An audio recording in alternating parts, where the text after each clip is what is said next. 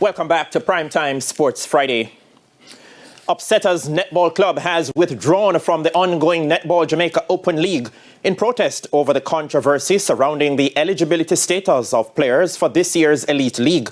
4 members of the Upsetters squad had been designated elite status for the upcoming Divisional League, but with the club having written to Netball Jamaica outlining that the players wished not to be placed in the pool for this year's Elite League draft, 2 of the players subsequently had their elite player status removed.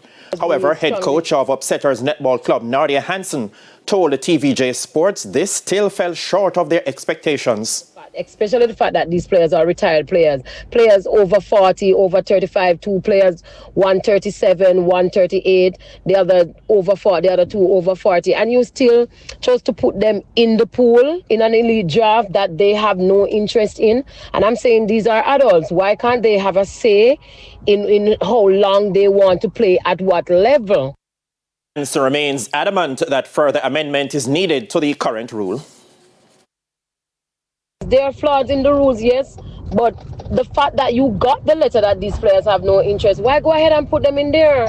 That is telling them they have to do what you want to continue to play netball. So basically, they're actually sending the players right now to go back in retirement because that's where they came from to come and play for Upsetters. So it's an injustice. You remove 2 of our elite players, but you don't remove the status of the other 2. Why is that so? It's not making sense. So we're standing together as a team and we will withdraw from this year's competition.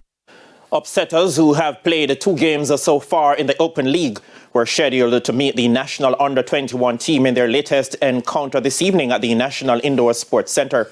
A semi-independent body has committed to making a final decision regarding any further change to the existing rule by the first week of March and ahead of the Divisional League, which starts on March 8.